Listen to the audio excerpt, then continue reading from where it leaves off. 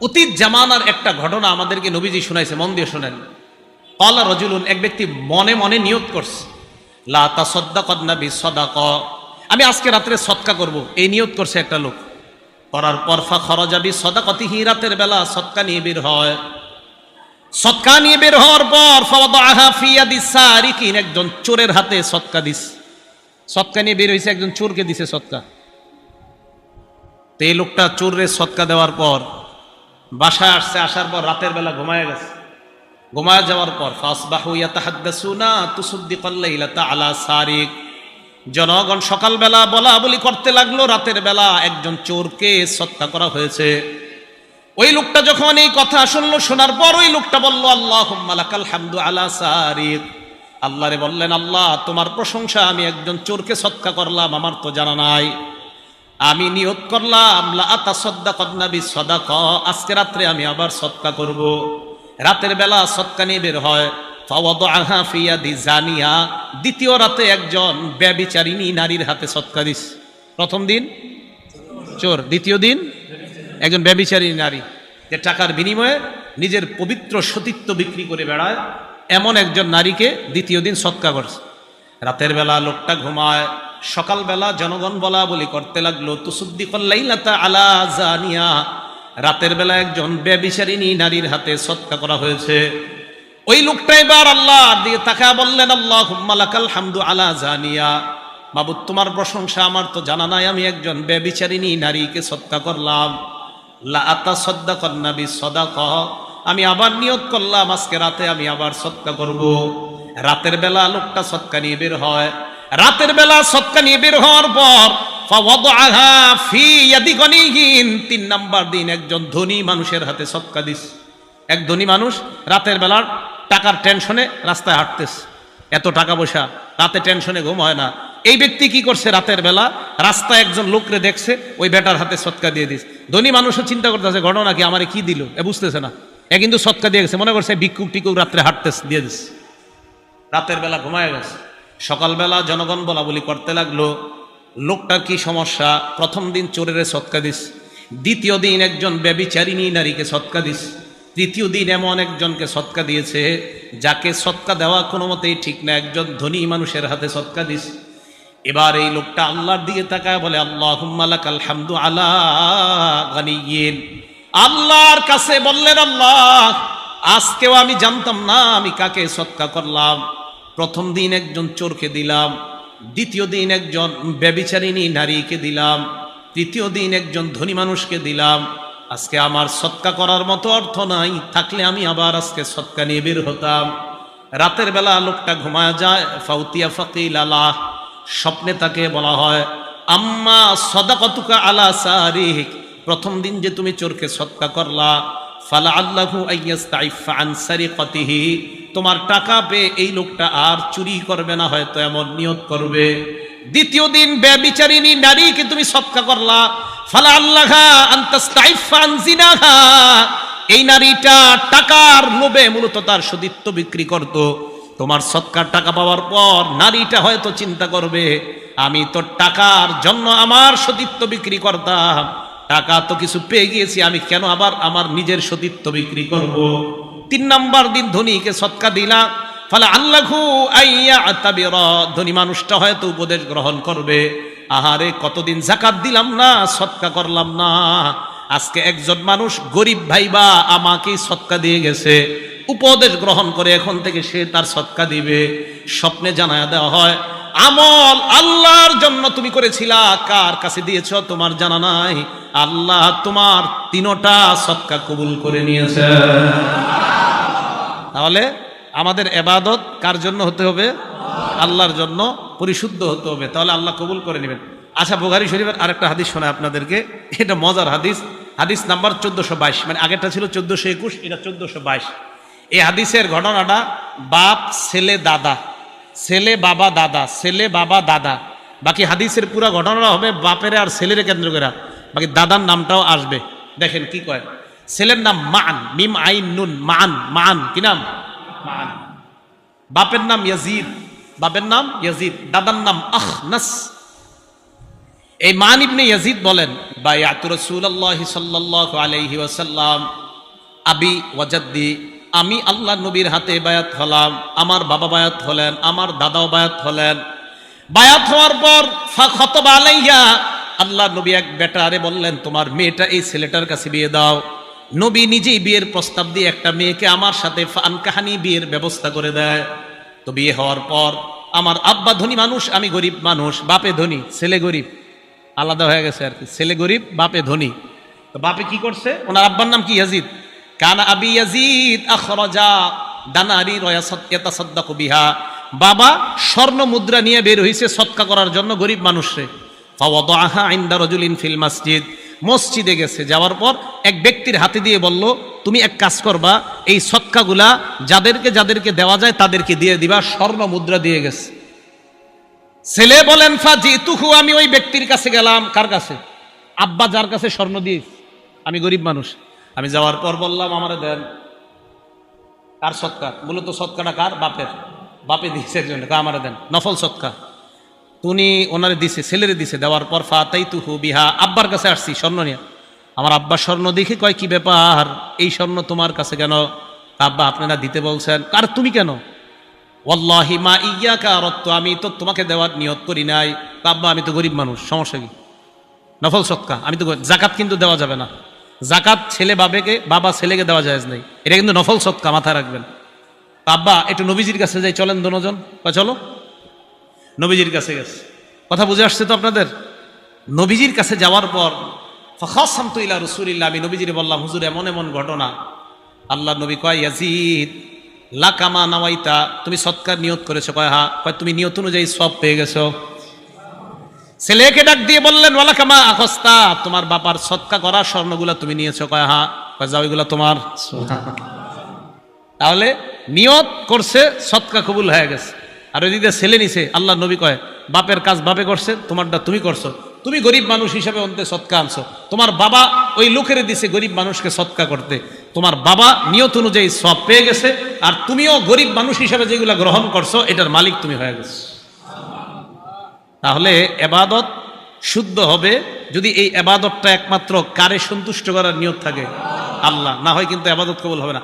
আচ্ছা, আরেকটা হাদিস শুনে আপনাদেরকে, মজার হাদিস, বুখারী শরীফের 2272 নম্বর হাদিস, 2272।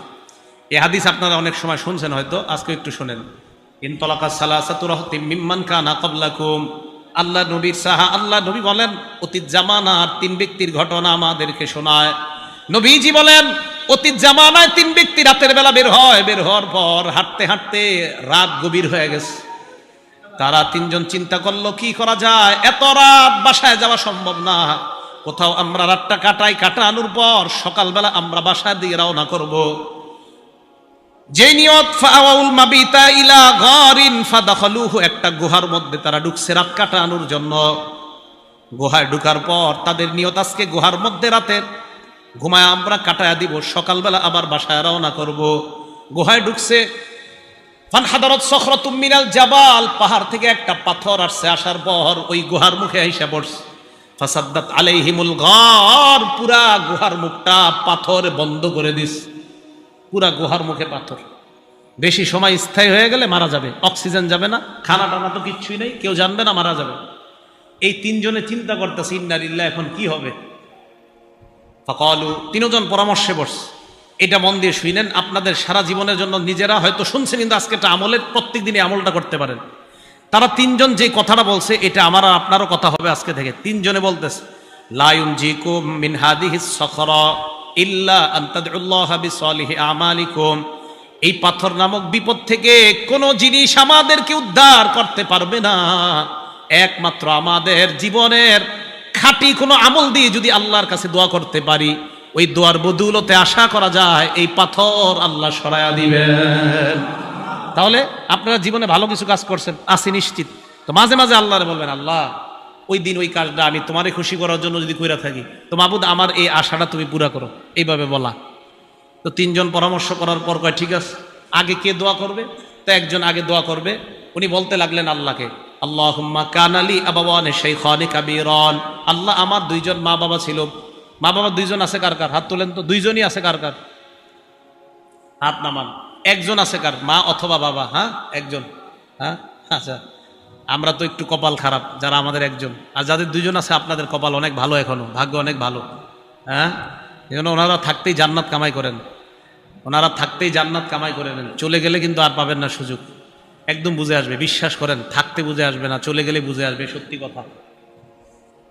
রাসূল আকরাম সাল্লাল্লাহু আলাইহি সাল্লাম বলেন, ওই ব্যক্তি বলতে লাগলেন, আল্লাহুম্মা কানালি আবাওয়ানে শাইখানে কাবীরান, মাবুদ আমার মা বাবা বৃদ্ধ বৃদ্ধা, 3 ভাই ঢাকার শহরে থাকে, 3 ভাইয়ের মধ্যে এক ভাইয়ের কাছে মা বাবা থাকে, বাকি 2 জনের কাছে থাকে না।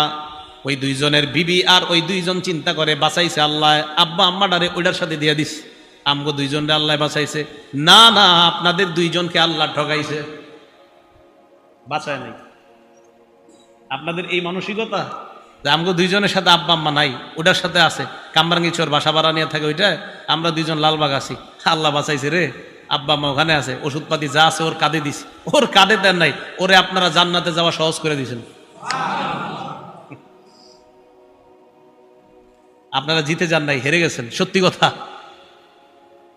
তো বলতেছে আল্লাহ আমার আব্বা আম্মা 2 জন আছে, কুনতুলা আগবিকু ক্বাবলাহুমা আহলান আও মালা, আল্লাহ আমি প্রতিদিন দুধ দহন করতাম, করার পর আব্বা আম্মার আগে আমি আমার পরিবারের কাউকে দুধ দিতাম না, দাস দাসী কেউ দিতাম না, বাসায় আনার পর আগে আব্বা আম্মারে খাওয়াইতাম, এরপর অন্যদেরকে দিতাম।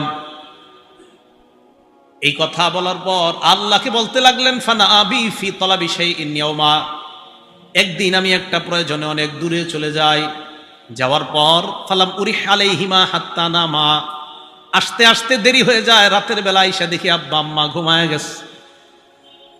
আমি দুধ দহন করলাম, হালাবতুলাহুমা গবুকহুমা, মা বাবার জন্য দুধ দহন করার পর তাদের কাছে আসলাম, ওয়াজাতুহুমা নাইমাইন, আসার পর দেখলাম তারা ঘুমায়। কারিহতু আন আগবিকু ক্বাবলাহুমা আহলান আও মালা, আমি আমার আব্বা আম্মার পূর্বে পরিবারের কাউকে দুধ দেওয়াটা অপছন্দ করলাম।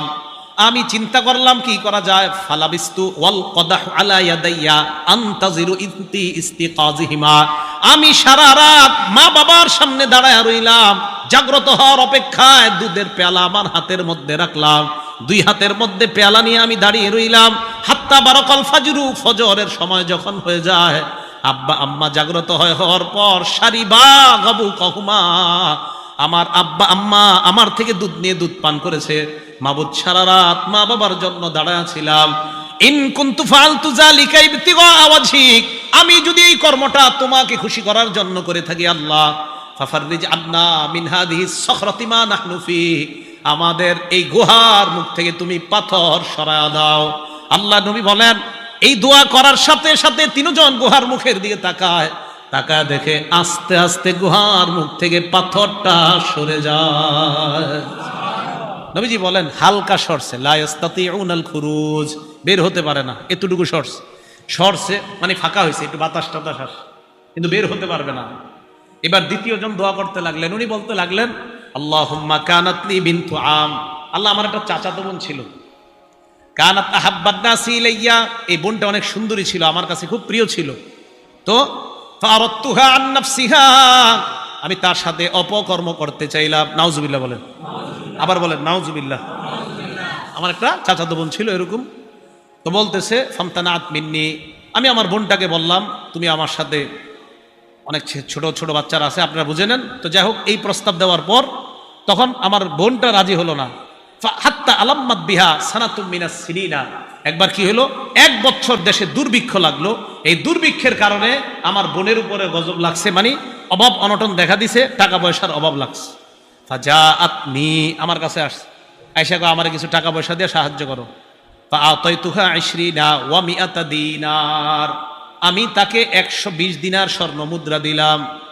আলা আন তুখাল্লিয়া বাইনি ওয়া বাইনা নাফসিহা, এই শর্তে আমার সাথে ওই কর্মটা করতে রাজি হতে হবে, বলেন নাউজুবিল্লাহ। ফাফালাত, সে রাজি হয়ে গেছে। রাজি হওয়ার পর হাত্তা ইযা কদারতু আলাইহা, আমি যখন পরিপূর্ণ সুযোগ গ্রহণ করলাম, করার পর আমি যখন তার সাথে এই অন্যায় কর্মটা করব, বোনটা আমার দিকে তাকায় কয়, লা উহিল্লু লাকা হাত্তা তাফুদ্দাল খাতামা ইল্লা বিহাক্কি, আমার মোহর ভাঙ্গার অনুমতি আমি তোমাকে দিতে পারি না, তোমার জন্য বৈধ মনে করি না। তুমি চাইলেই অপকর্মটা করতে পারো, তবে আমার মোহর আছে একটা, ওই মোহর আনা দিয়ে কোনো পুরুষ এখনো আমাকে বৈধ করে নাই, তুমিও বৈধ করো নাই। তুমি যদি মোহর আনা পরিশোধ করে বৈধ করতে পারো তাহলে এটা হবে বৈধতার শুরুত। অবৈধভাবে আমি তোমার জন্য এই কর্মটা অন্যায় মনে করতেছি। ওই ব্যক্তি বলেন ফাতাহাররাজতু মিনাল বুকুই আলাইহা, আমার বোন এটা বলার পর আমার মাঝে তোমার ভয় সৃষ্টি হয়ে যায়। আমি এই অন্যায় কর্মটা করা, তার সাথে করাটা গুনাহ মনে করলাম। ফানসরাফতু আনহা, সেখান থেকে আমি ফিরে গেলাম। ওয়া তারাক্তুল্লাযী, আমি যে স্বর্ণ আমার বোনকে দিয়েছিলাম এটাও বললাম অপকর্মের তো প্রশ্ন আসে না, 120 দিনার স্বর্ণ তোমাকে দিয়েছিলাম, এটাও আমাকে ফেরত দিতে হবে না। আল্লাহ, আমি যদি তোমাকে খুশি করার জন্য সেদিন এই অন্যায় কর্ম থেকে ফিরে আসি আর এই টাকাগুলা মাফ করে দিছি, মাবুদ যদি তোমাকে খুশি করার জন্য হয়ে থাকে আমাদের এই গুহার মুখ থেকে তুমি পাথর সরায়া দাও। নবীজি বলেন তারা তাকায় দেখে আস্তে আস্তে পাথরটা আর একটু সরে যায়, গায়রা আন্নাহুম লা ইস্তাতিউনাল খুরুজ, তবে বের হওয়ার মতো এখনো সরে না। সরস বাকি আছে কয়জন? এই একজন কয় আল্লাহুম্মা ইন্নী ইস্তাজারতু উজারা, আল্লাহ আমি শ্রমিক নিয়োগ দিয়েছিলাম কাজে, ফাআতাইতু আজরাহুম, শ্রমিকদেরকে তাদের পারিশ্রমিক দিয়ে দিয়েছি, গায়রা রাজুলিন ওয়াহিদ, একজন ছাড়া। এক ব্যক্তি তার পারিশ্রমিক না গিয়ে চলে গেছে, হাদিসে আসছে ওয়া তারাকাল্লাযী লাহু ওয়া যাহাবা, তার পারিশ্রমিক না নিয়ে এসে চলে গেছে। আমি চিন্তা করলাম কি করা যায়, ফাসাম্মারতু আজরা, আমি তার পারিশ্রমিকটা ব্যবসায় খাটাইলাম। সুবহানাল্লাহ। এই যুগের গার্মেন্টস মালিকরা এটা করবে? আল্লাহ জানে, হয়তো করবে, আছে ভালো মালিক থাকতেও পারে। আমি তার টাকাটা ব্যবসা খাটাইলাম, খাটানোর পর ফাকাসুরাত মিনহুল আমওয়াল, প্রচুর সম্পদ হয়েছে এই টাকায়। ফাজা আলী বাদা হিনিন, কিছুদিন পর আমার কাছে আসছে, আসার পর কয় আদ্দি ইলাইয়া আজরি, আমার পারিশ্রমিক দাও। আমি তাকে মাঠের কাছে নিয়ে গেলাম, নিয়ে যাওয়ার পর মাঠের দিকে তাকে বললাম তুমি মাঠের দিকে তাকাও, তো মাঠে তাকাইছে। তাকানোর পর দেখে ওট, গরু, ছাগল, বেড়া, বকরি, দুম্বা অনেক কিছু দেখা যায়, আর ওই জামানায় দাস দাসী এগুলাও দেখা যায়। ওই ব্যক্তি কয় আমাকে এইখানে কেন আনলা? শ্রমিককে মালিক জবাব দেয় কুল্লু শাইইম মা তারা মিনাল ইবলি ওয়াল বাকরি ওয়াল গনামি ওয়ার রাকিক, এই যে গরু, ছাগল, ওট আর দাস দাসী যা দেখো সব তোমার। সুবহানাল্লাহ। এখন কথাটা শোনেন, হাদিসের কথা। ওই লোক কয় কি আতাস্তাহজিউ বি, আপনি কি আমার সাথে উপহাস করেন, ঠাট্টা করেন নাকি? ওই লোক জবাব দেয় ওয়াল্লাহি লা আস্তাহজিউ বিকা, আল্লাহর কসম আমি ঠাট্টা করছি না, সব তোমার। সেদিন তোমাকে খুশি করার জন্য যদি করে থাকি লোকটাকে সব আমি দিয়ে দিলাম, এই লোকটাও সব রেখে একটা কিছু রাখে নাই, সব নিয়ে গেছে। আমি যদি এই আমলটা তোমার জন্য করে থাকি, তুমি পাথরের এই পাহাড়ের মুখ থেকে পাথর সরায়া দাও। নবীজি বলেন তারা তাকায় দেখে পাহাড়ের ওই গুহার মুখ থেকে পাথর পরিপূর্ণভাবে সরে যায়। খরজুয়ামশুনা, বের হয়ে তারা হাঁটতে লাগলেন।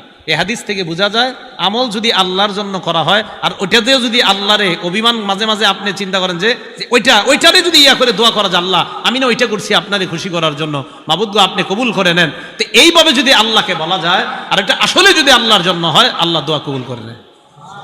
কথা কি বুঝে আসছে সবার?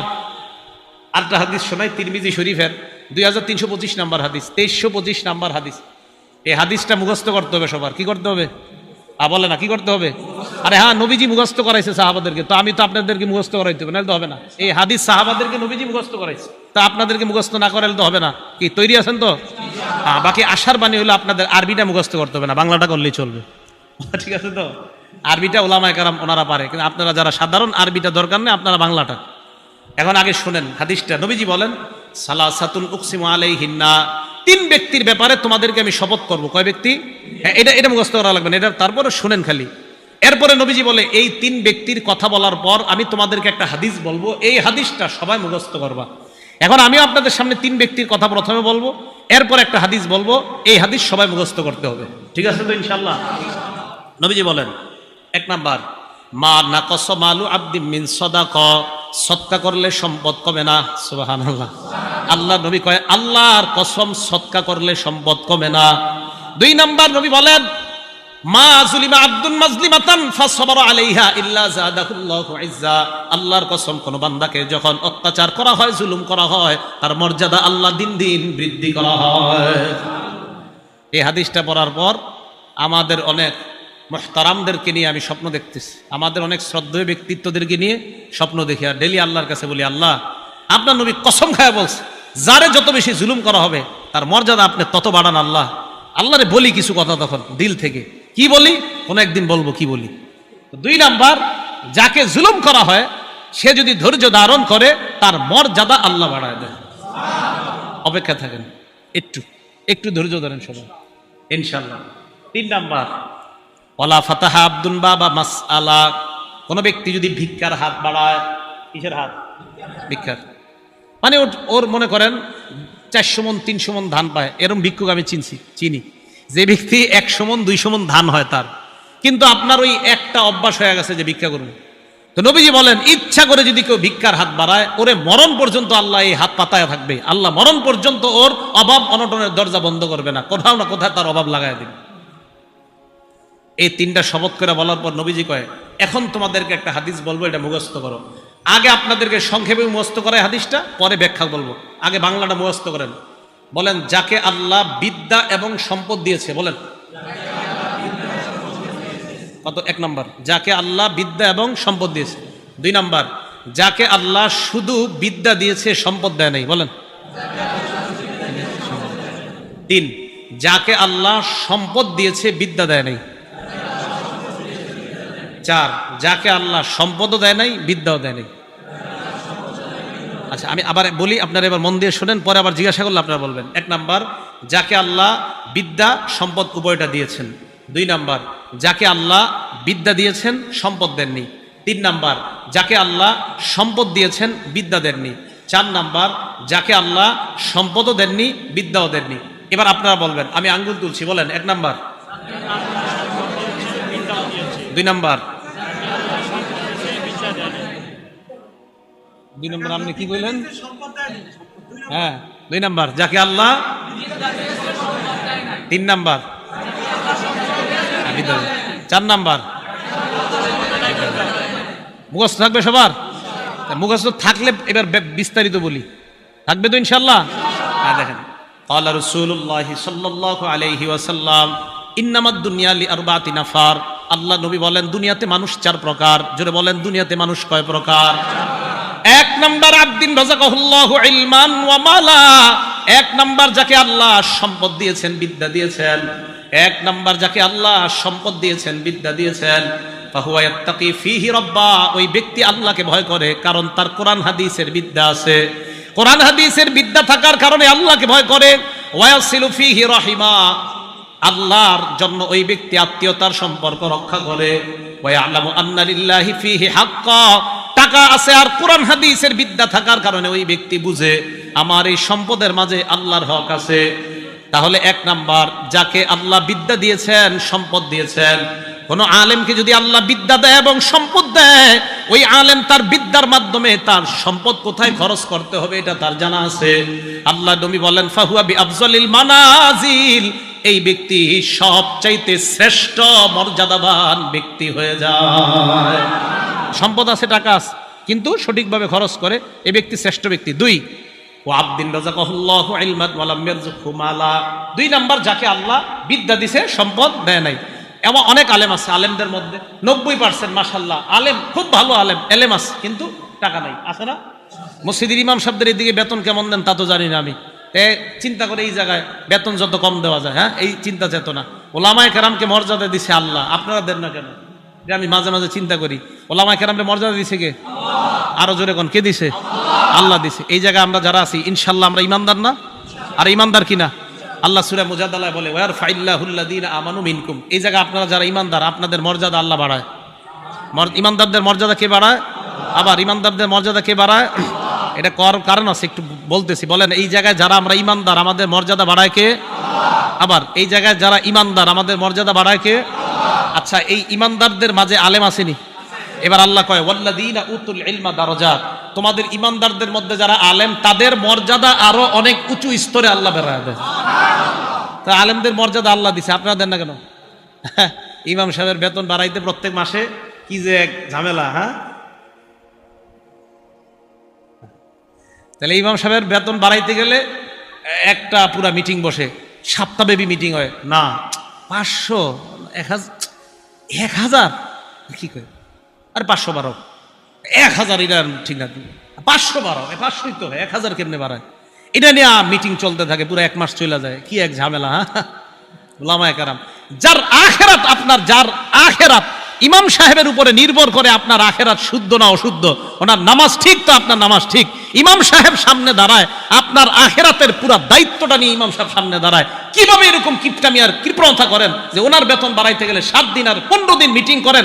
আপনার তো লজ্জা থাকা দরকার। যার আখেরাত নির্ভর করছে যে ইমামের উপর, ওনার ব্যাপারে মিটিং করতে হবে কেন? আমি খুব লজ্জা পাই এই বিষয়গুলো। যেই ইমাম সাহেবের, ওনার কারণে আপনার আখেরাত, উনি সামনে দাঁড়ায়, আপনার আখেরাতের পুরো দায়িত্বটা নিয়ে সামনে দাঁড়াচ্ছে একজন ইমাম। হ্যাঁ, আপনি জানেন আমি সামনে সাধারণত ভয়ে দাঁড়াইতে চাই না, সামনে যে দাঁড়াই না কেন, পিছনে হাজার হাজার মানুষের দায়িত্ব এটা। কিন্তু আমি মাঝে মাঝে ইমামদেরকে নিয়ে চিন্তা করি, একজন ইমাম কতগুলো মানুষের আখেরাতের দায়িত্ব নিয়ে সামনে দাঁড়ায়। ওনার ক্ষেত্রে মুসল্লিদের মধ্যে আমরা কি পরিমাণ চিন্তা চেতনা, আর যে কত টেনশন ইমামরে নিয়া, নাউজুবিল্লাহি মিন জালিক। বলেন, ইমামদেরকে সম্মান করবো তো ইনশাআল্লাহ? সম্মান করেন। সম্মান কেন সম্মান করবেন জানেন? ইমাম যেই জায়গায় দাঁড়ায়, ওই জায়গায় দাঁড়ায় নবীজি ইমামতি করতেন। হ্যাঁ বলেন, ইমাম যেই জায়গায় দাঁড়ায় সেখানে দাঁড়ায় ইমামতি কে করতেন? আবার বলেন, যেই জায়গায় ইমাম সাহেব দাঁড়ায় ওখানে দাঁড়ায় ইমামতি কে করতেন? ঠিক আছে, সম্মান আরো কমানো না। যদি বুঝলেন তো ভালো কথা, না বুঝলে আর বোঝানো যাবে না। নবীজি যেখানে দাঁড়িয়ে নামাজ পড়াইতেন সেখানে ইমাম দাঁড়ায় নামাজ পড়ায়। আবার বলছি, নবীজি যেখানে দাঁড়িয়ে নামাজ পড়াইতেন এখানে ইমাম দাঁড়িয়ে নামাজ পড়ায়। তো ওনার সম্মান কিভাবে দিবেন আমি আর বুঝাইতে পারছি না, শুধু একটুকুই বললাম। যেখানে নবীজি দাঁড়িয়ে নামাজ আদায় করতেন, যেখানে নবীজি দাঁড়িয়ে সাহাবাদেরকে নামাজ পড়াইতেন, সেই জায়গাগুলোতে আল্লাহ তার নির্বাচিত বান্দাদেরকে দাঁড় করাচ্ছে। নবীওয়ালা দায়িত্বটা তার মাধ্যমে আল্লাহ পূরণ করতেছে। এখন তার সম্মান কিভাবে দিবেন আমি আর কিছু বলবো না, শুধু একটা কথা বলে গেলাম যে নবীজি যেই জায়গায় দাঁড়াইতেন সেখানে ওই ইমাম দাঁড়াচ্ছে, তার মর্যাদা কিভাবে দিবেন আপনারা চিন্তা করবেন।